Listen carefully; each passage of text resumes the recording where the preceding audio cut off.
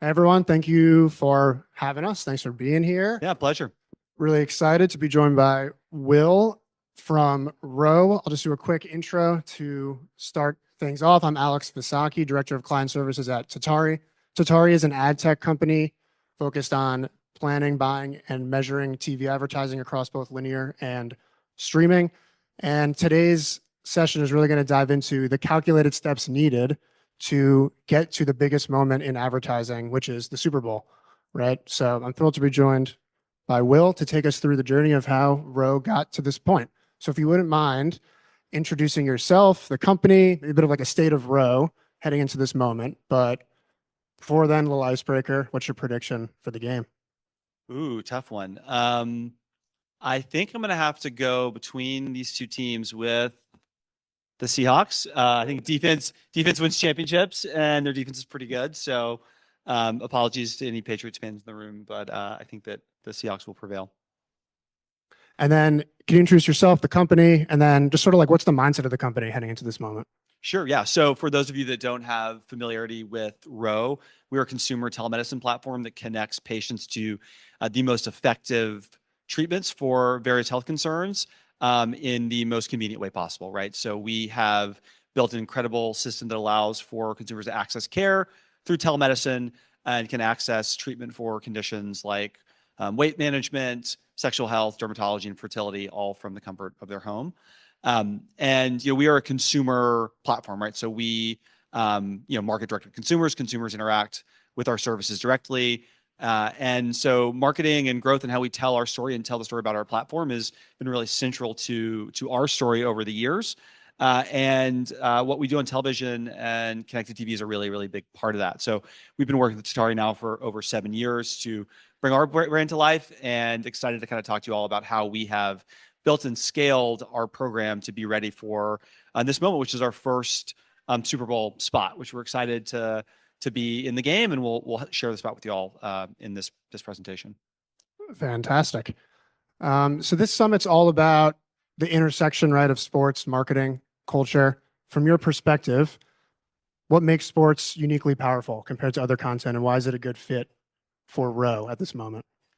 Yeah, I think for us broadly, when we think about our services, they appeal to a really broad audience, right? So something like weight management, there are hundreds of millions of Americans that might benefit from the services that we offer in weight management. And so when you think about how to reach a very broad audience in our current culture, current media environment, sports is one of these few places where there is some degree of a monoculture, right? You think about the Super Bowl being really the only vehicle to aggregate over 100 million fans in one moment to consume content, right? So that filtering down to all the other sporting events where people are leaning in, people are really choosing that content, they're excited to watch it, they're engaged, and so I think we get excited about sports from kind of the media scale, the kind of emotion and attention that consumers bring to it, and then I think to extend even more the platform for storytelling. And so as we think about what we've done creatively, what we've done in terms of partnership with many of our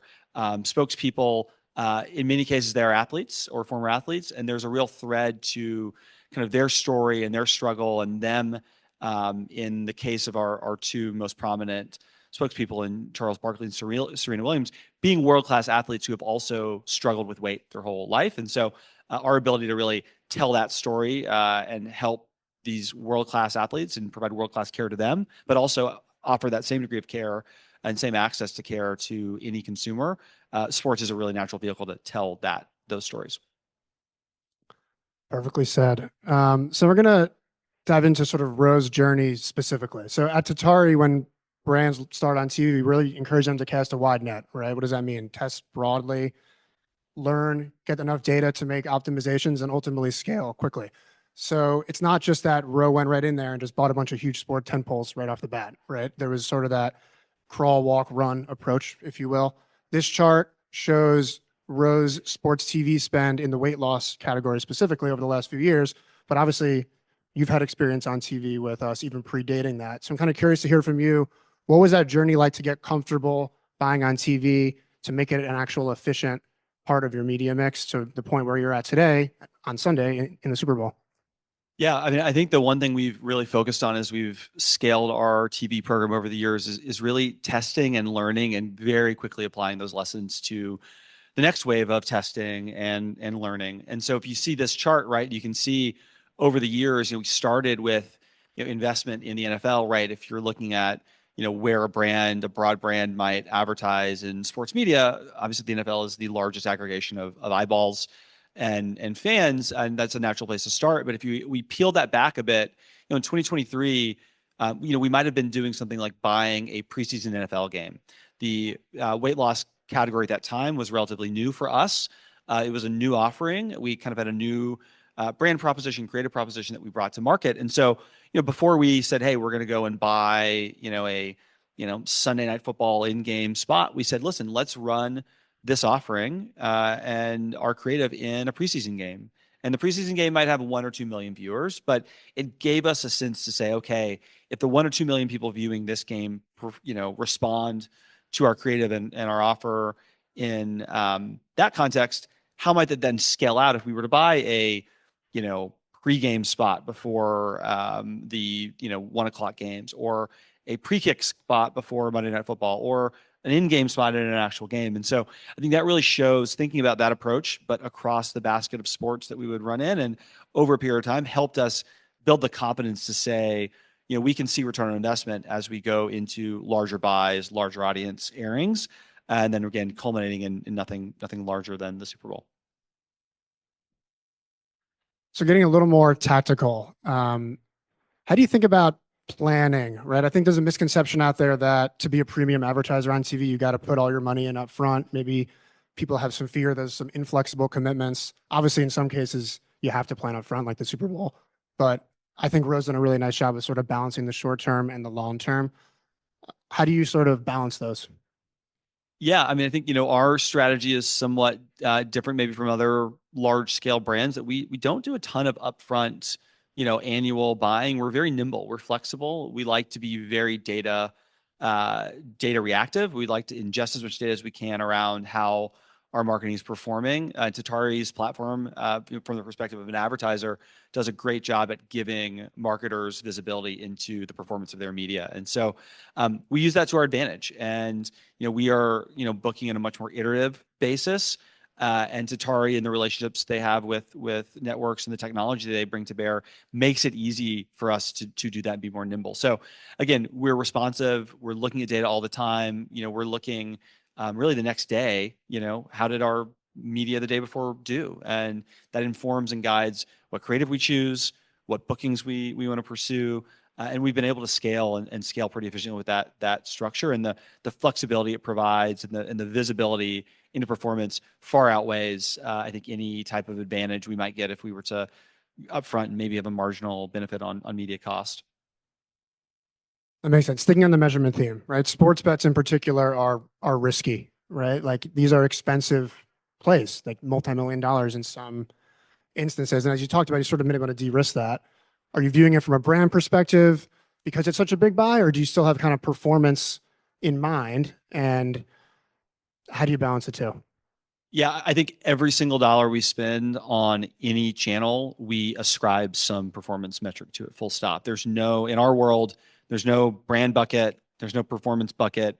Every dollar that we spend in media needs to be accountable to driving some performance back. I think we, quite frankly, think it's intellectually dishonest to not do that, because when you have parallel systems of measure, it's kind of a false choice between where you put your dollars and how you would justify spending in certain areas. So fortunately, the Tatari platform helps us really understand that.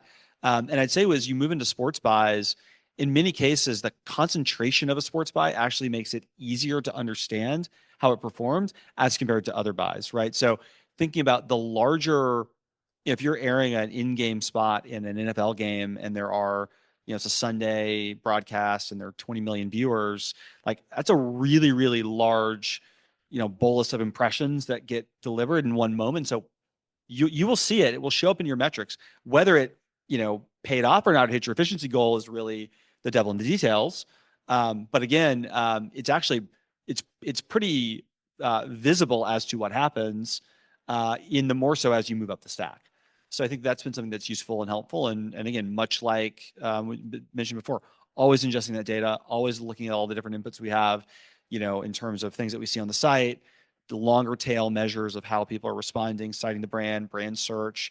And I think for interest in that, if you all are curious, our founder put out a really great blog post on our decision to run a Super Bowl spot.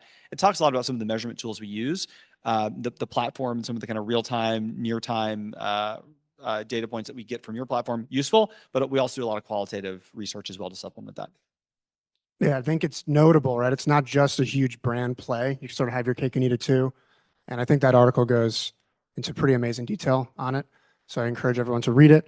All right, next let's get into the buy itself, right? That's why we're all here. This has been years in the making, as discussed. This wasn't some spontaneous decision overnight. I would love from your perspective to understand, like, what were those signals that indicated to you that, okay, we know we scaled on sports, we've done this crawl, walk, run approach, and we're spending a lot, but the Super Bowl is sort of a different animal. So what were the indicators that led to the ultimate decision? Yeah, I think it actually traces back to about this time last year. And we had a streaming only spot in last year's Super Bowl that did very, very well. It exceeded our expectations, I think, for a few reasons. One, streaming viewership of the Super Bowl was an all-time record last year. I think the average was just shy of 14 million viewers on Tubi. And I think that number kind of exceeded what we expected, what the network expected when we ordered it. But also, I'd say within that, we saw a responsiveness and an engagement with our ad and our creative that really was in excess of what we would normally see in a TV spot. If you zoom out and we think about, well, how do we experience the Super Bowl? Consumers are watching the Super Bowl, in many cases, seeking out the ads. They're curious to the ads. They want to be entertained. They want to see what brands are saying and how they're communicating through advertising in a really unique way, unlike any other television event. So I think what that told us was, not only can we think differently on benchmarks of audience, and that's just kind of a media math question, but our expectation of response rate, engagement, resonance of the ad, because it's in the Super Bowl, that's standing out more, started to tip the scales and say, hey, this is actually something we think we can do. And again, we ran the math and we said, hey, if we were to have a spot in the Super Bowl, what do we think it'd do for the business? And as we started to do our calculations, it felt really compelling. And I think that, combined by the momentum in our brand, we're continuing to really just see an incredible opportunity to drive greater awareness and access of the GLP-1 therapies that have come to market and are really providing such an incredible opportunity for change for so many Americans who have been struggling with weight. And that combination of product offerings, evolution of our product, really powerful endorser partnerships that we launched in 2025 really made us comfortable to say, okay, this is the time, this is the year to make that bet and go all in. How do you amplify the partnership with the Super Bowl outside of just the 30 seconds itself, whether it's on TV or elsewhere? How do you think through that? Yeah, I mean, different brands do it differently. I think for us, we see the Super Bowl as the start of a new campaign wave, right? So when we think about how we've marketed our weight management offering to date, the first kind of real push that we did in terms of broader campaigns featuring some of our spokespeople like Charles Barkley or Serena Williams, really just spoke about, hey, GLP-1s through Ro can help you lose weight. This year, and the creative that we'll have in the Super Bowl really speaks much more about how GLP-1s through Ro can help you become healthier. You can live better. You can feel better in your knees and your joints because you've reduced weight. Reduce your cardiovascular risk. You can extend your lifespan. These are things that really help emphasize that these drugs are not just for vanity. They're not just for weight loss. They're for improving one's health. And so while we think we really powerfully tell that story in our spot, we also want to tell that story through the lens of our patients. So we have, in the same production exercise that we made our Super Bowl spot, also shot spots with 4 of our patients telling their story and their health journey. One of our patients who's lost over 70 pounds and never dreamed of being able to run a marathon is now running marathons.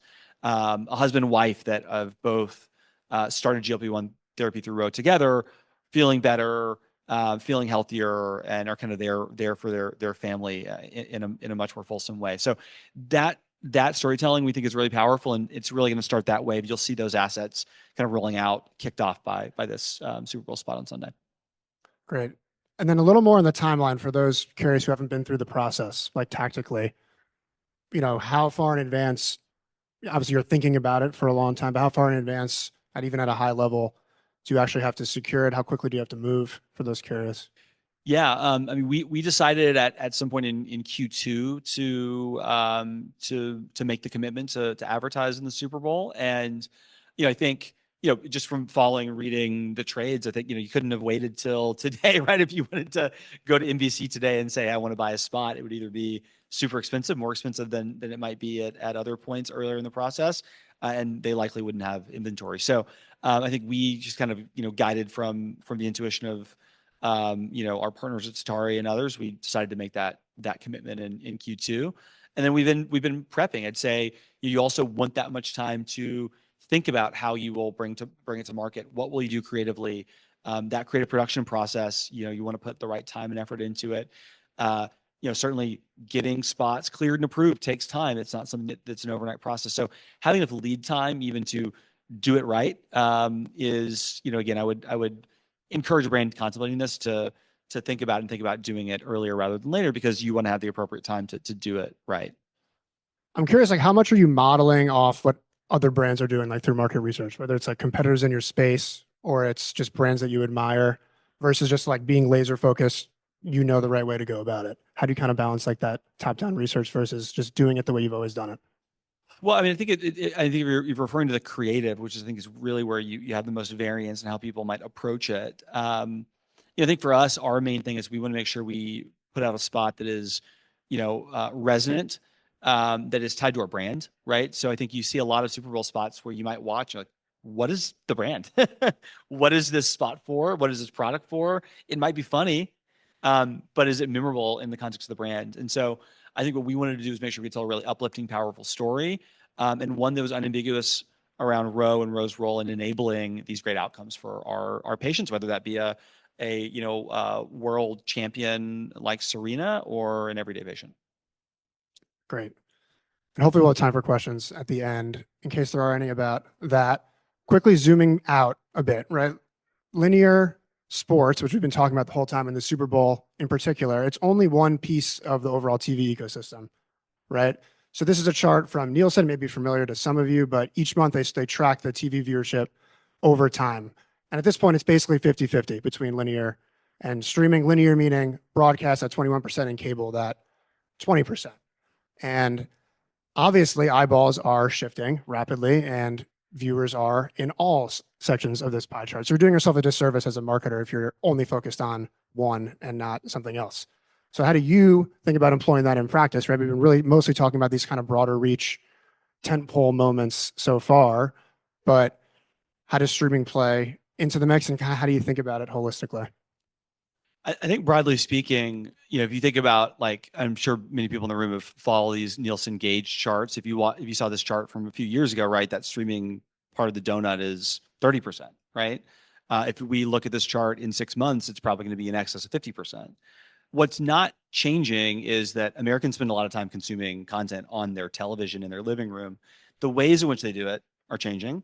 And because the ways in which they're doing it are changing, the ways that we as an advertiser can reach them are changing, right? The way in which we need to buy it, the types of ad formats that are available, the types of techniques and targeting and tactics are all different. And quite frankly, I think new opportunities have emerged because audience is shifting to streaming. And so I think our imperative as a brand is just to make sure we're in all the places where people consume content, right? So it's not to say we're going to put all of our budget to streaming because the audience is going to streaming. There still are plenty of people that watch linear, and a majority of the people watching the Super Bowl this weekend will watch on a linear or cable feed, right? So I think that's really where we think about it, is we want to be nimble and be responsive to where audience is going, but not at the expense of one tactic or the other. They should be complementary, and take advantage of the distinct advantages of each medium and each way in which you can reach consumers in their living room. And I think also of note, the lines are being blurred, right? Like, think about Amazon Thursday Night Football, for instance, right? Like, that's requires a streaming subscription or a Prime subscription. You know, you got to access it over the internet, but the look and feel of the broadcast is the same thing as linear. And right? the ratings are not discernibly different from other NFL games, right? So I think partially, they've been able to in time train the viewer and the consumer to consume the content that way. And so again, it's doesn't the behavior is not minimized. If anything, there's more interest in live sports, I think, in football than we've ever seen before. And so, it's again, how do you reach them? And so you just have to be nimble and make sure you're taking advantage of all the different ways to do that. Yeah, and then at the same time, it does look and feel similar, but there are new avenues to buy, right? Like if you think of the Olympics, the barrier to entry is lower for advertisers now than it ever has been because you could just buy through a streaming ad on Peacock and get a certain amount of inventory instead of just buying one big spot during the opening ceremony, right? And I think as time evolves, I'm curious like how you're even thinking about that in terms of like the different ways and ad formats and all that that are out there because it's still amazing that the 30-second spot still is as powerful as it is. Yeah, I think the 30-second spot is unique, and there aren't many formats that help you really tell an emotional story, right? Like, there's not a lot of emotion in a Google search ad. Like, Google search ads are very important for businesses to capture demand, but you can't tell a story, right? And so I think that to really help build affinity and drive an emotional connection, that kind of video creative is lasted for a long time for those reasons. And so I think that format's not going anywhere. The way in which we consume it will change, but I think it's here to stay for that reason. Great. All right, you mentioned this before, but arguably the most important lever in having success on TV is creative, right? And I know Ro has been iterating, tinkering constantly, right? You're never kind of settling. If you have a winning spot, you're always trying to iterate to make it better. From my perspective, in the last year or so, I think you've had to really hit your stride, if you will, the right product, the right messaging, and now the cherry on top is sort of the right partnerships, notably Serena and Charles Barkley. So two-part question. Part A, how did the partnerships come together? I think that's kind of interesting for people to hear about in the audience, particularly in the light of, hey, this is not only going to be an influencer partnership, but it's going to be on TV. And then part two, like what has the impact been to date? Yeah. So I think in both cases, right, the central theme is that both Charles and Serena have had weight and kind of struggles with managing their weight as central themes at various points in their life and careers. In Charles's case, like throughout his life. In Serena's case, certainly at different points in her career. I mean, there's an HBO documentary of her coach telling her that she's, not fit to play, right? And so it's very public. It's very known by fans and those that are aware of them and their careers. And so, for us, in both cases, as we kind of got connected with them and began speaking to them, they had legitimate, desire to help, treat and manage their weight in the same way that anyone else would, right? And so for us, we were drawn to, and they were drawn to really telling their stories because we want to humanize and destigmatize this condition, right? We want people to feel that it's okay to seek treatment.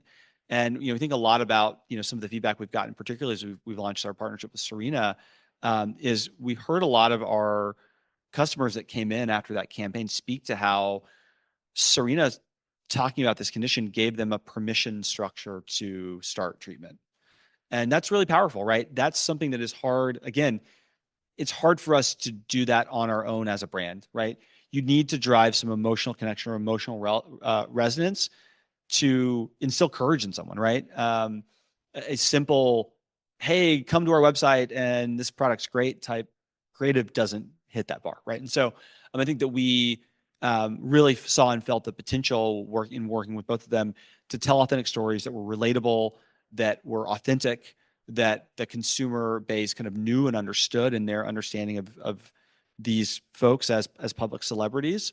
But one that was relatable and also accessible, right? They are both Ro patients. They are speaking to our clinicians. They are using our apps just as anyone that would come to our website would. And so I think the ability to access the same level of care that these world famous champions can is a really powerful aspect of this partnership. Did you cast a wide net in terms of what athletes to find, or were these too obvious? choices? You know, I mean, I can say, I mean, I can speak to Charles as, you know, I mean, we became aware that he was interested in losing weight because he went on a podcast and said that he had lost a considerable amount of weight on GLP-1s. And so that kind of piqued our interest and started a dialogue and built a relationship over a period of time, and then culminated in the deal. And so I think, you know, largely speaking, it's, you know, generally historically, certainly if you think about the adoption of this category in GLP-1s, there has been a lot of stigma. There's a lot of folks that typically, and certainly if they were famous or in the public light, not willing to talk about it. We think that's changing, and it's changing quite a bit. And, you know, we think these two folks have played a role in that. General adoption has played a role in that, right? Going to, I'd imagine for many of you, if you went to your, you know, Thanksgiving table, your Christmas table, and there are 10, 15 people there, there's a statistically decent odd that someone there might be starting GLP-1s, considering GLP-1s. And so as time goes on, as more people have access and experience with these medications and really have positive experiences, that's also helped as well. And so I think now as we think about the space, it's easier to kind of have that engagement and dialogue with various folks. But I, you know, credit both Serena and Charles for being pretty, you know, courageous to tell their stories in a really public, powerful way. And I think it speaks to them and their kind of bold, in each case, bold spirit, personality, and fearlessness, which are all attributes that we really are proud to align with. Yeah, the spot rocks. So let's take a look.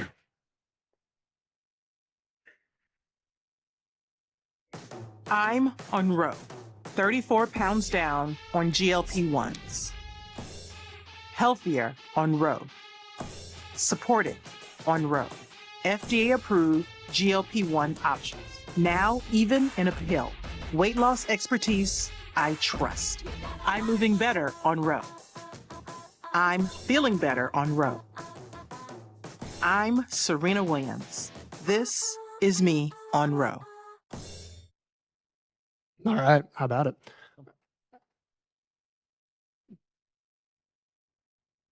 And it's different, right? Like the authenticity shines. It's like a very noisy world in advertising, obviously, like the classic, you know, you got to fight the scroll, what have you. Even on TV, obviously you can stick out a little more, you have 30 seconds, but Super Bowl has become a little noisier too, right? With a lot of celebrities. You know, sometimes the fit's not perfect. And I think this is going to stick out almost for being simple, right? And obviously it's pretty bold and it's, you know, groundbreaking, but in terms of the conceptually, right? It's not a gag. And I think that's important. Yeah, I mean, this is again, it's a real authentic story. I mean, she is feeling better. She's healthier. You know, I know when we did some, you know, did a bit of our announcement of this spot, we released it last week, and as part of that, shared, you know, Serena did share some of her health metrics, right? So her cholesterol and cardiovascular health has materially improved since she started therapy, and so it. You know, I think again, it speaks to that really powerfully. But there's, I think, just a confidence and energy that, you know, when we talk to our patients, right, and they're feeling better, it's not just a scale thing, right? It's non-scale. You can move better, you can be there, you're more confident, and I think that we really, you know, hope to accentuate that and pull that through in this execution. I think you talk a little bit about whatever you're going to reveal, like how you're going to follow up creatively. You said this is kind of the start of a new campaign, even like non-TV channels. Yeah, I mean, so, you know, we've got a big wave of out-of-home ads that will go up in New York City and other markets starting on Monday. That are kind of consistent with the visual style and kind of narrative of these spots. Again, we have 4 other TVCs featuring Charles Barkley, as well as these 4 patients. One is a couple, so we have 3 spots across the 4 patients. But all those will start running, and they'll be airing in the Olympics and in other kind of prominent places as we move into February. Awesome. All right. Not going to go through all these, but key themes: test and learn. Right. This wasn't a spur of the moment decision. Get enough data where you feel comfortable increasing carefully over time, and make that decision with confidence at the end. I think one takeaway, do we have time for questions? 2 minutes? All right. So one takeaway for the audience, I think would be important. From your perspective, you know, maybe there's some folks in the audience who feel like their brand is far away. what advice would you give them to have the confidence that one day they'll be at this moment? Yeah, I mean, I think, we think about the Super Bowl. It's a unique opportunity to speak to, the nation, right? To speak to 130 million people at one moment. So I think if it's something you're thinking about, I think make sure you've got a brand and a message that is broad enough for that, right? So not some products inherently probably don't make sense for that platform, but you got a broad message, an inclusive message, a product offering that really can appeal to that scale. There's probably no other vehicle like it. So we're excited. Again, this is our first kind of foray into it. So we've got a lot of projections and we'll see how it pans out, but we're thrilled to be there, excited to be in the bright lights come Sunday. Super exciting. Long time coming. Thanks, everyone. Well, thank you.